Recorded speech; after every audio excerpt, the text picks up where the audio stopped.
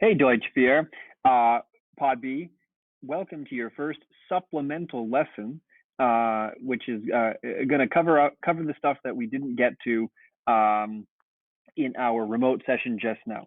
There's a few things that I want to make sure I just touch on before you do the homework to make sure that you guys stay at the same point that the other class is at. So let me get right to it.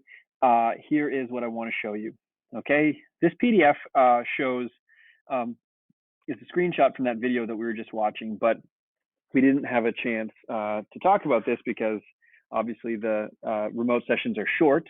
They're only half an hour, and we spend some of it trying to figure out the technical difficulties. So what I want to point out here is we talked about this during our remote session.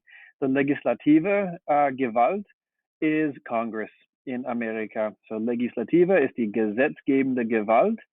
Und was wichtig zu verstehen über diese legislative Gewalt ist, dass das heißt Kongress.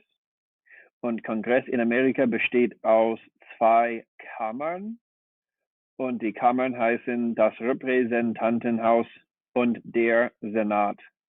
Okay, besteht aus is composed of or consists of. Die zwei Kammern zusammen beschließen Gesetze, and beschließen Gesetze means they enact laws. Okay, sie beschließen Gesetze. This is a little blurry here when I took the screenshot, but this says kontrolliert. This is kind of where we were at the end of class. Kongress kontrolliert den Präsidenten, und der Präsident in Amerika ist die exekutive Gewalt oder die ausführende Gewalt. Und die exekutive Gewalt verwaltet den Staat. Und verwaltet is administer. Okay, Kongress beschließt Gesetze, writes the laws. Der Präsident führt die Gesetze aus. He carries them out.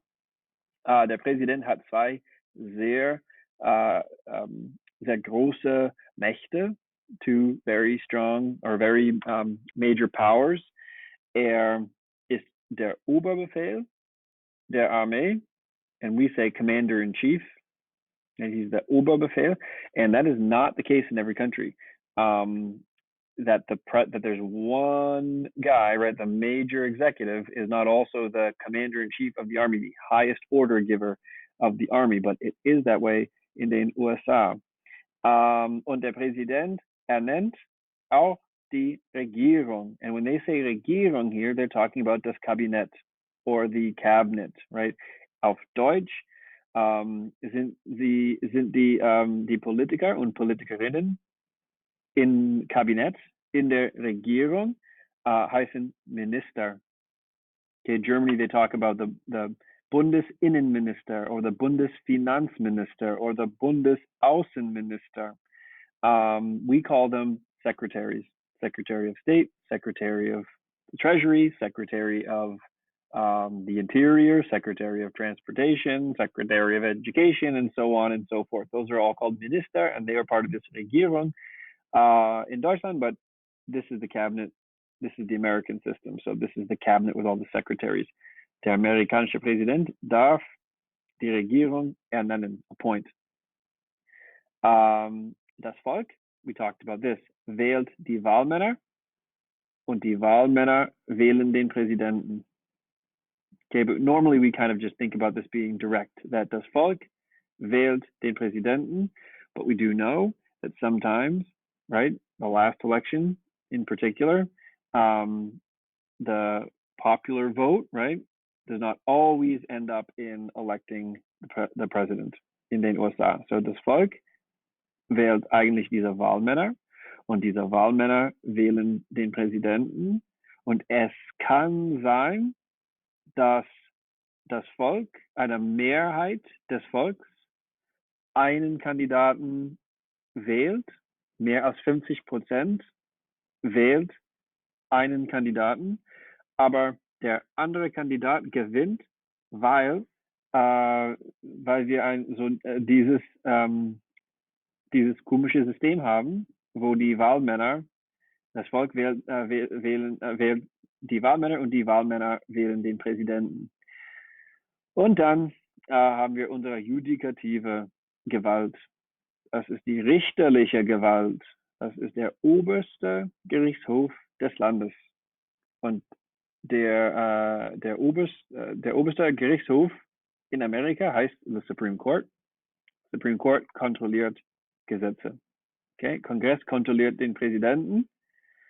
Kongress darf entscheiden, wie viel Geld der Präsident ausgeben darf.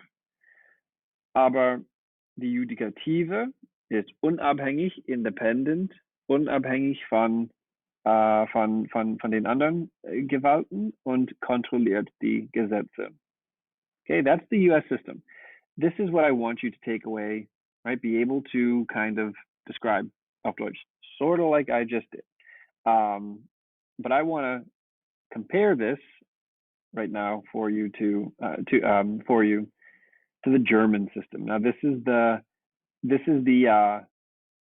one way to visualize the structure of the German government, and this has more information than I really want you guys to be able to discuss or describe or do on a test. Because it's got this box here that I'm circling with the cursor right now. This box is the state governments, right? This represents the state governments in Germany. What's important that I want you guys to understand is that here it says wahlberechtigte Bürger, and that means wahlberechtigt means the people who are eligible to vote. Right? Wahlberechtigte Bürger, citizens. Bürger is citizens. This green you can see up here represents Wahl, means that they have Wahlrecht, they elect where it's pointing to. So the wahlberechtigte Bürger wählen die Abgeordneten im Bundestag, and the Bundestag is the equivalent of Congress. There's the equivalent of Congress in Deutschland. Then the next important thing I want you guys to know is that der Bundestag wählt den Bundeskanzler. And actually right now we don't have a Bundeskanzler in Germany, we have a Bundeskanzlerin. Right? She's a woman.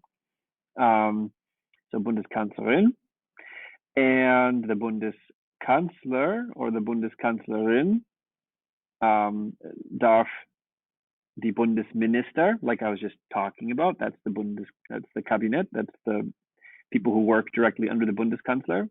Bundeskanzler darf diese Leute ernennen oder einsetzen is another word, appoint. And together the Bundeskanzler and the Bundesminister are called the Bundesregierung. And then we have this Bundespräsident. And the Bundespräsident is important, but it's kind of a strange position. Right? The Präsident in America is like the most powerful person. The Bundespräsident in Deutschland is important, but not the most powerful in terms of power in the government. So the Bundespräsident, you can see the way that the Bundespräsident is picked or is they're actually voted on is by the Bundestag, which is the federal Congress, and the Bundestag sends representatives to this thing called the Bundesversammlung, the national or the federal assembly, and they represent the federal government, and then all of the state governments, right? The Landesparlament. See how there's like a bunch of different layers here? That represents all the different state governments. And remember, there's 16 states in Germany. They all have their own Landesparlament. They have their own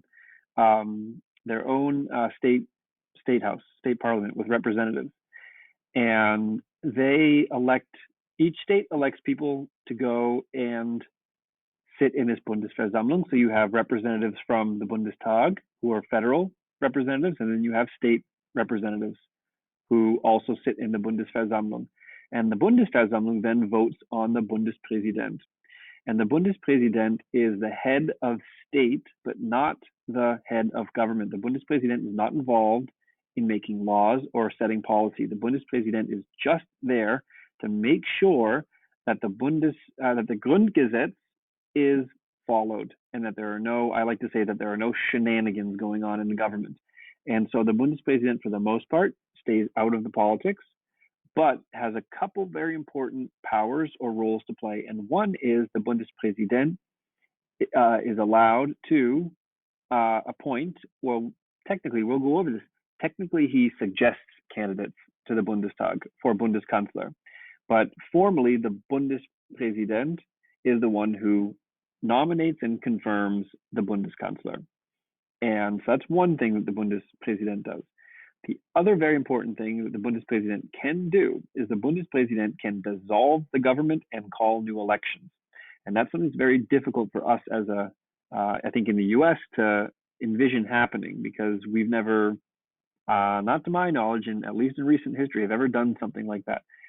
We've never said, okay, this government, these representatives that are currently here are not working. We're going to dissolve the whole thing and have a special election. And they can do that in Germany, but they have not done that since World War II. And so it's a big power that the Bundespräsident has, but he doesn't really use it. Okay, so that's the Bundespräsident.